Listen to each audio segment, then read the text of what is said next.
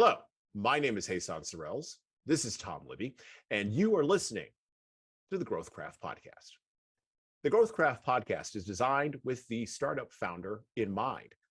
This podcast is committed to growing your connections to our GrowthCraft advisors, increasing your engagement with the GrowthCraft community, and to growing your knowledge about all the benefits that GrowthCraft can provide for you and your startup team. We can't wait to bring you along on our journey with our guest today. Here on the podcast, we interview startup founders, advisors, and others about their journey, their process, their product, and where they are going with the GrowthCraft community. Today, we would like to welcome to the podcast, John Gallagher. How you doing, John? I'm great, thanks. Thanks for having me on. All right. So as we start off today, as we go ahead and get started, we're going to jump right into it.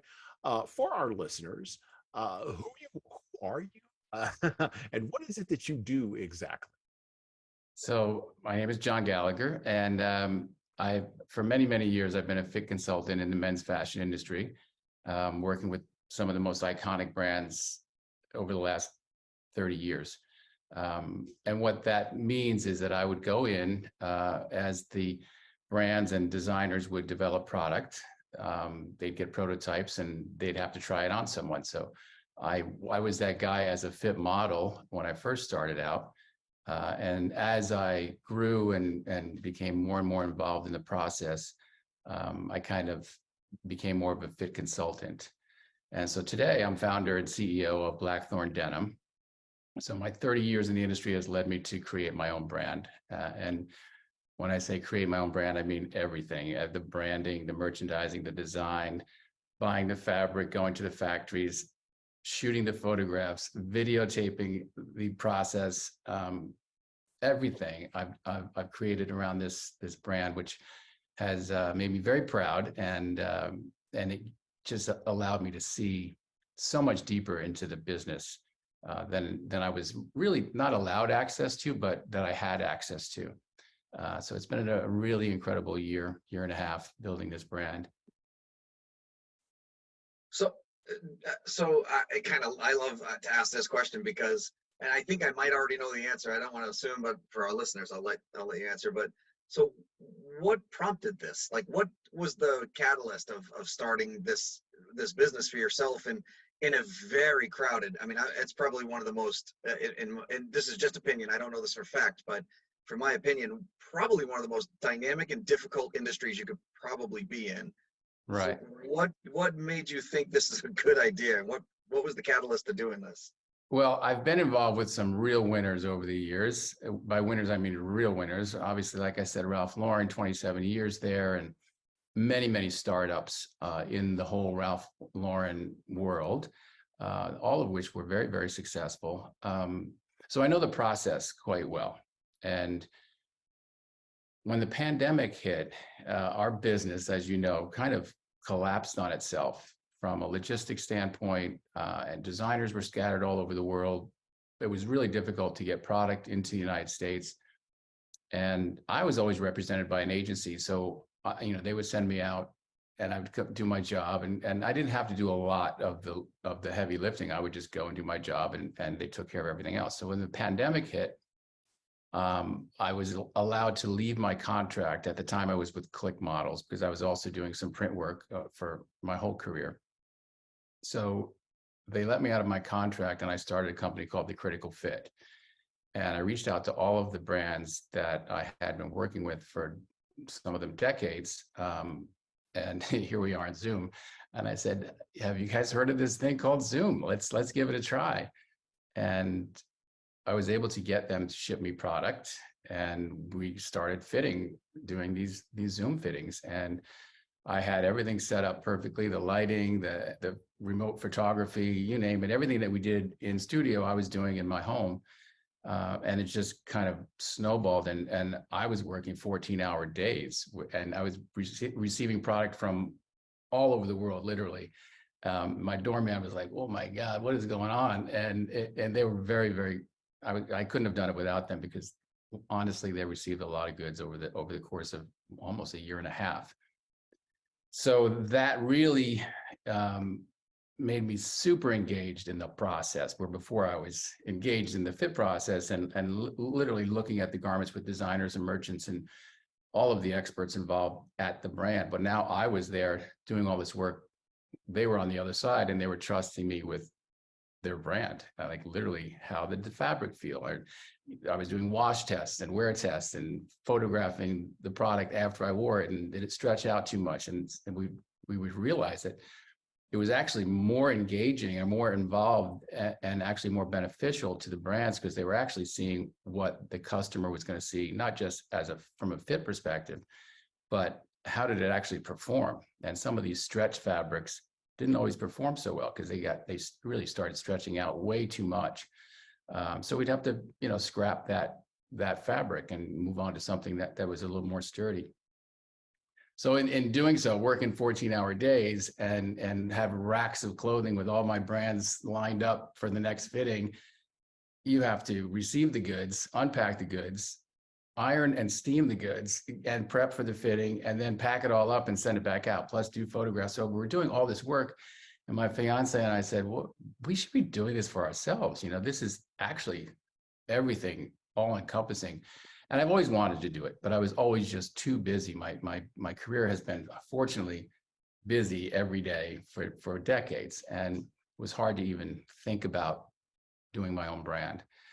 But I started thinking about it, and then I started the branding process, and kind of went down the road of my Irish heritage, and discovered these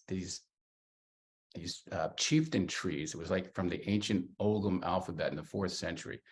And I went through all these trees and found Blackthorn, which means strength and triumph over adversity. This is in the middle of the pandemic. So I'm thinking, okay, that's good. Let's do that. So, and then we created with my graphic artist, who has been a friend of mine for a long, long time, went through the process of trying to get the trademark, and some of them got kicked back because they were assuming that was going to be too similar to some other brands that we won't talk about here. But so we just changed it a little bit more artistic, and actually ended up liking what we came up with from a branding perspective, more so than the actual iconic letter that stands for Blackthorn in the ancient Ogham alphabet. So, and we got the trademark, which was wonderful. And then we're up against the timing of the trademark expiring before you have product.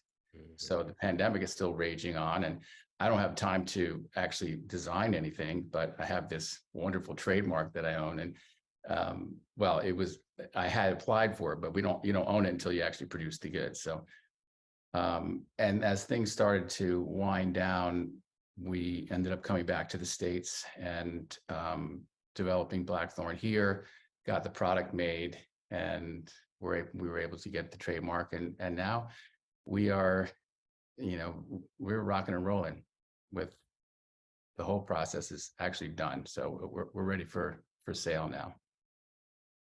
What you just laid out there is a great example of sort of going from, it sort of was laid out in the 4-Hour Work Week, right?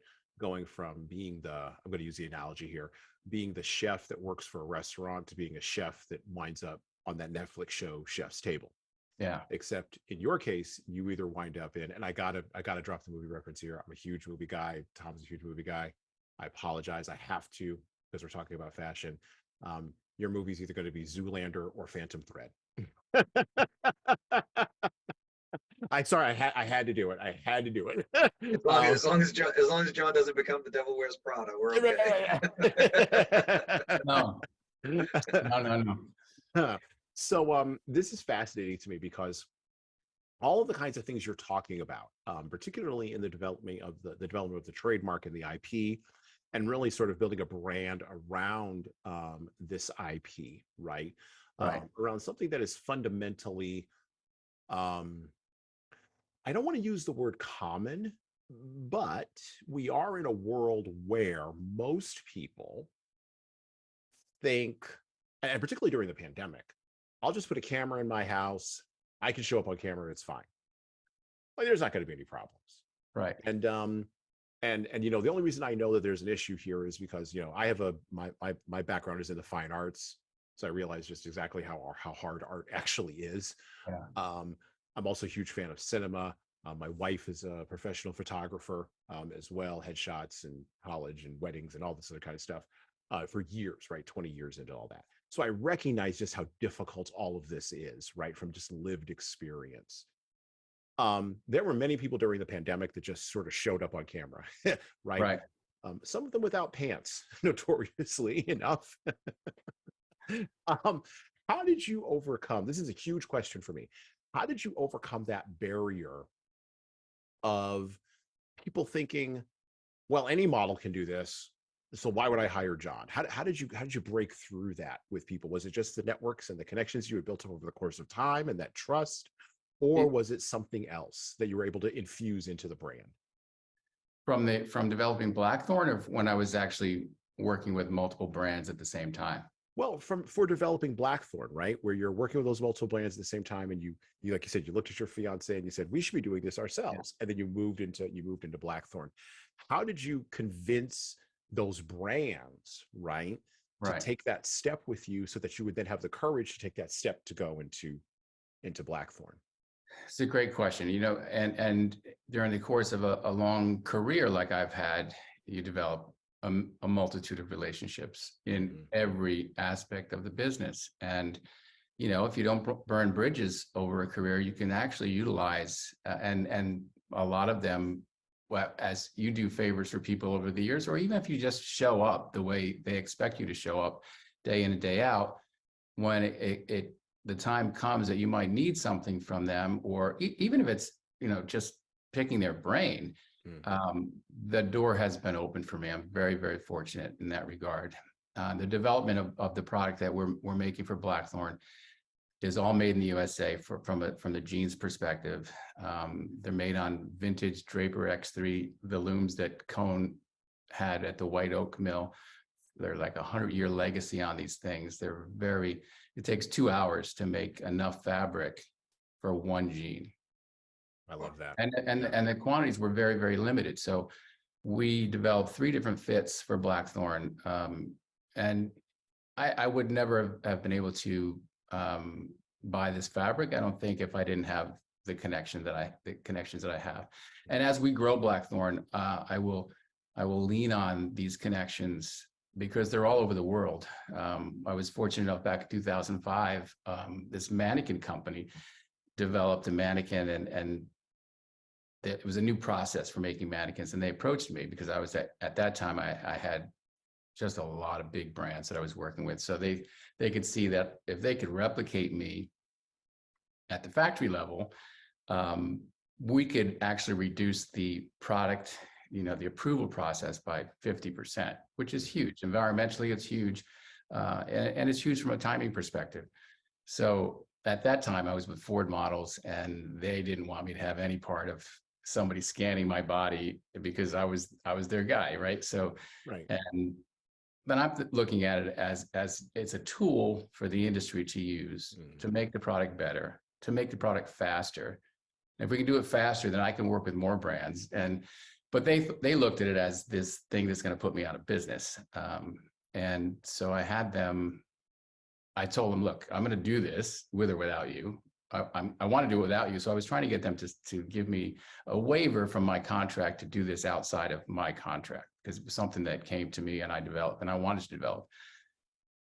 So we had a little bit of a, showdown about that. And ultimately I decided to walk out the door, and they said, no, we'll let you do this thing on the side. You stay here with us. And so I did. I said, fine. So in 2005, I signed an agreement with this company called Alvanon, and we did a scan, and it just kind of blew up. Everybody was buying my mannequins and putting them all over the world in all these different factories. And it's that way today. Every quarter, I get a report, and all the brands, everyone that's manufacturing anywhere in the world, I know where they're manufacturing it and what they're manufacturing, who they are. And I'm so happy that I made that move, because now we're into 3D avatars. So that mannequin is a physical mannequin at the factory, but the designers can work on it in CAD form in the computer in 3D.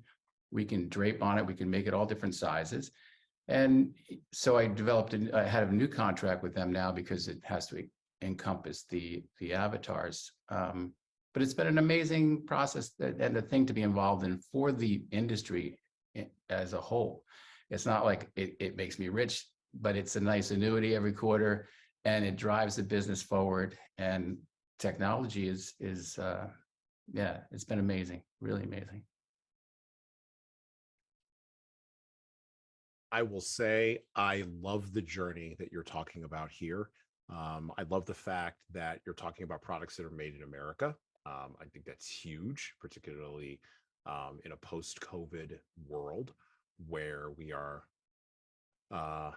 where deglobalization is moving along at pace, not not evenly everywhere, but is definitely moving along at pace, and where some of the assumptions that lay behind supply lines that were really challenged during COVID really are being shifted around, right, and are being moved. Some of the economic assumptions, some of the political assumptions, some of the cultural assumptions, and so it seems as though your product and your project are really coming along at just the right time. Tell me, have you received any customer feedback about your clothing line and sort of what you're developing, and how has the user / consumer, right, how have they sort of responded to you in the market? It was my biggest concern, right? Here I am working in the industry, perfecting other brands' fits for them, and have had great success in doing so. But when it's your own product, and especially when it's 100% cotton, our jeans right now, they're 14-ounce denim, not an easy fabric to actually make feel really great out of the gate. But I wanted to take us back to our roots, considering where these looms, what they made back in the day, right? The type of denim that they made, and where we have gone in denim today with all the synthetic fibers and the light and super stretchy fabrics. There's a lot of guys in this world that have never put on a pair of raw jeans. That to me is just mind-boggling. So I wanted to build a foundation of Blackthorn around raw denim, and the feedback has been amazing. So I developed 3 different fits, but instead of just having, the classic fits, I wanted it to be very specific to body types. Mm-hmm. So there's body types: mesomorph, morph, ectomorph, and so we actually decided to build the jean from the ground up on each fit. We have 3 fits. One's the Slim Jake, the Chieftain Straight is the second, and then there's the Big Galley, which is the third. And in the somatotyping world, there's a graph that exists, and there's a numbering system to it, and the numbers correlate to all different types of body types. But at the end of each point in the triangle, there's a specific number that indicates mesomorph, endomorph, ectomorph. So I've utilized those numbers in the fit system for Blackthorn. So the 711 is the Big Galley. It's a bigger number as well. The more balanced fit is the Chieftain Straight, and that number is 171. And the leanest fit is 117. And you'll see that on the inside of the pocket bag with each fit. And we're pretty proud of that. We also have a really beautiful sketch of body type indicators. So if a guy really doesn't know what his body type is, there's body sketches on our website. You can scroll down, you choose your body type, and you choose your fit. And you can be, a lot of guys, just because they're 38 waist or a 40 waist, if they don't have pardon my expression, big ass, and they have skinny legs, they're going to lean more towards the slimmer fit, even though they might have a belly, but we have their fit. And then there's my boxing coach. I go to Gleason's gym just, to get a good workout. My boxing coach is a pretty big dude. And he's a denim guy. He loves denim. When I told him I was doing this, he couldn't believe it. And he's featured as my Big Galley fit on my website. He's an awesome, awesome guy. He's a hockey coach. He's a kickboxer and a boxer, and he coaches boxing. It's just an incredible dude. And he absolutely loved the Big Galley fit. So great feedback from big guys to small guys in all the different fits. I'm not even going to Go ahead, Tom. attempt. I was going to say, I'm not even going to attempt to say, listen. Stand up. I'll tell you where I went through phases in life, right? So I played semi-pro football for 10 years. And when I played football, I had a 31-inch waist and 28-inch thighs. For me to find a pair of jeans, I just gave up. Honestly, I just wore sweatpants. So dress pants were a little bit easier because you can get pleated and big, baggier legs in the dress pants. But I just gave up on jeans, to be honest with you. I wish these were around when I was younger, because I might not have given up on jeans. But anyway, that aside, I'd like to let's pull this a little back to GrowthCraft just a little bit, right? So I wanted to know, from your perspective. So GrowthCraft's a community. We're a community of startups and startup advisors, and you're part of it. You're involved in our community, and I'm not sure how you want to answer this question, but I'm looking for why. Right? So what prompted you to get involved in GrowthCraft, or is it something that you like about GrowthCraft that you found out after the fact that keeps you there, or something along those lines? So if you could talk a little bit about your membership in GrowthCraft, I'd love that. Well, I'm just a big proponent of communities like this. This is what has helped me excel in my career. Just utilize every aspect of your community. And by the way, your community can grow inside a community like GrowthCraft. There's so many different communities I'm involved in business, whether there's people I met at big conventions or GrowthCraft, and even Boston startup CFO, and they have been tremendously helpful for us to know what we didn't know. And the older I get, the more eager I get to learn new things from smart people. And I want to surround myself with the smartest people. And fortunately, I am surrounded by them. And I think a lot of us are. Our proximity to power in this world is so big. And a lot of people don't realize how close we are to some people that can really help us get to the next level. So I think here we are with GrowthCraft. I think it speaks for itself.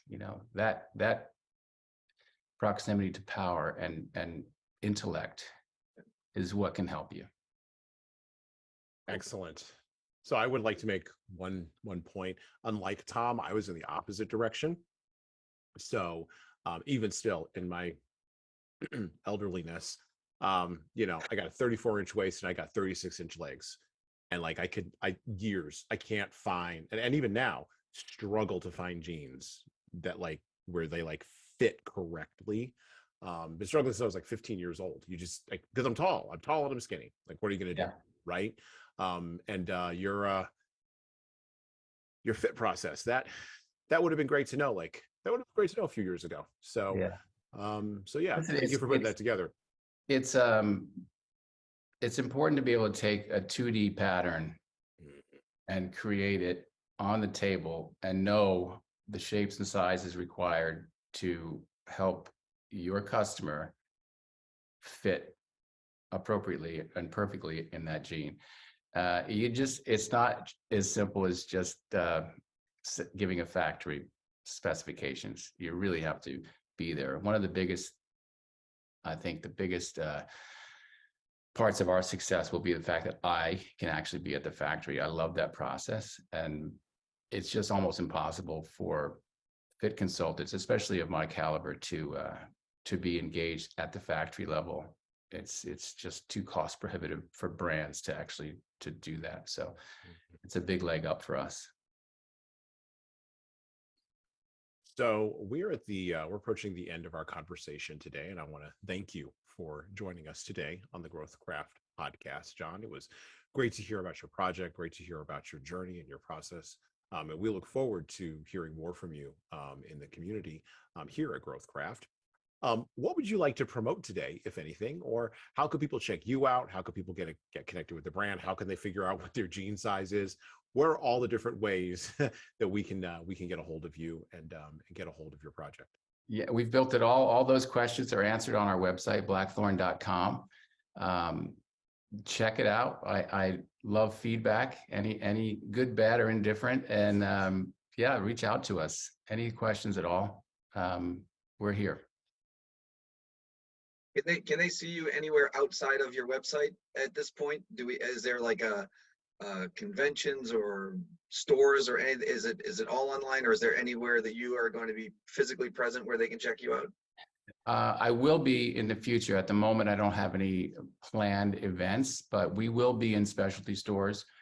The timing of that is not set in stone yet. And obviously I want to grow this thing, as best, the smartest way possible, but also I do want to grow it to be a big brand. I think it has the potential. We'd like to get into the women's business eventually as well. And, it's just a matter of timing and, being really smart about it. It's a tough world right now, as you alluded to earlier. Navigating logistics is not easy, especially for a startup, and we don't want to make any mistakes. So we're going to take it slow. Awesome. Well, I thank you too for being here, John. I'll let Hassan take us out, but I just at least wanted to say thanks for joining us today. You're welcome. Thanks for having me. Absolutely. Thank you, John Gallagher. Thank you for coming on the GrowthCraft podcast once again. Please check out John Gallagher's project at the link to Blackthorn in the show notes below the player. We will also have links to all of the other places where you could find John, all the places on social media where you can connect with him, and of course, all the places where you could connect with the GrowthCraft podcast and the larger GrowthCraft community in the show notes below the player. Once again, I'd like to thank John Gallagher for coming on our podcast today. And with that, we're out.